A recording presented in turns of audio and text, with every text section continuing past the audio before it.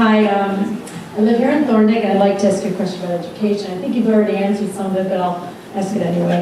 In the last 25 years, I've been closely involved with education in many different capacities. I've seen numerous education incentives come and go. The money we have spent on these abandoned initiatives, from administration costs on the state level to teacher training, have cost taxpayers millions of dollars, yet student outcomes have not improved and the cost of education continues to rise. My question is this: will your administration do anything differently to ensure that education dollars will be used more effectively? Also, with declining enrollments, why do we continue to build new schools? Boy, I will tell you, number one on the schools, I can't agree more. I mean, I met earlier in the week with the commissioner about some planned schools, and since then I've been thinking very heavily about it, and we will be having some more talks about it. We do spend hundreds of millions of dollars on new buildings, and we have yet to invest in the level of teaching, the teacher pay that we need to be, and the quality of people that are in the front of the classroom.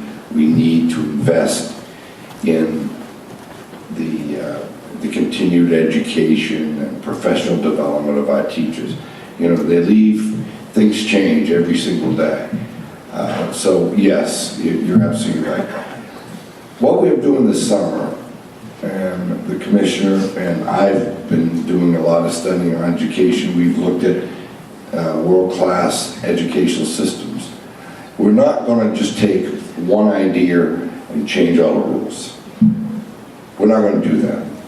We're going to try the 5-year high school. We've got a pilot program up in University of Fort Kent. We're down in Sydney. There's a trial pilot program going in. I'm taking all 5th grade students, put them in one classroom with the 3 teachers. Instead of having 3 teachers having 15 to 16 kids, we put 45 kids in a room.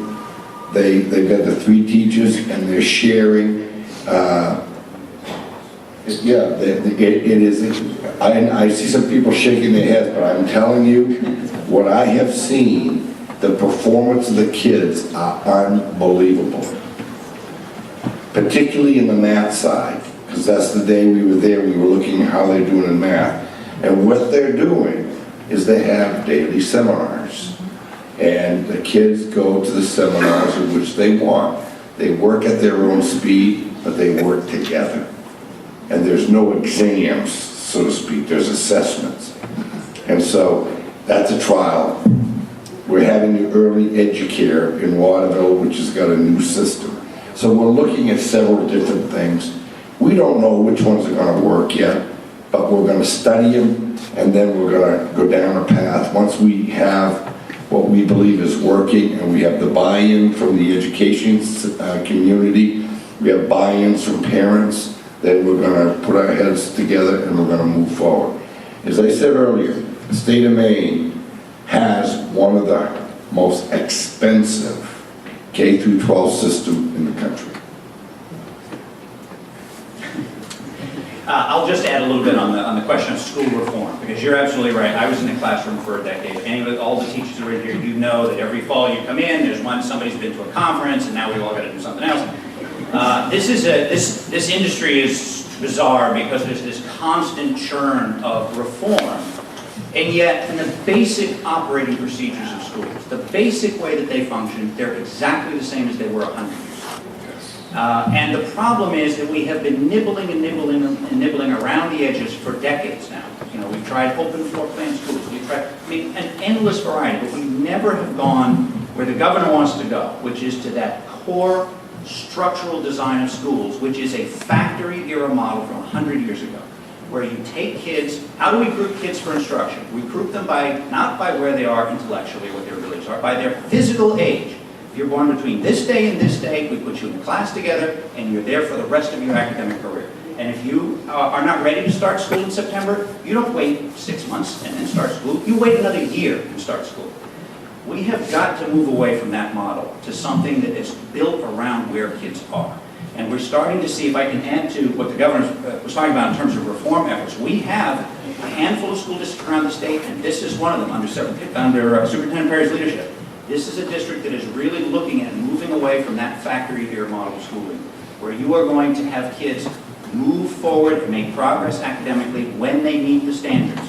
And we're going to move away from this thing where, well, you got a C, but I guess you're okay, so we're just going to move you on to the next year. Or you did really well in decimals, but you didn't do very well in fractions, but okay, we're just going to keep going anyway. And we're just going to leave that big hole in your education. We're going to move to a standards-based system where kids may move ahead academically when they have mastered the standards.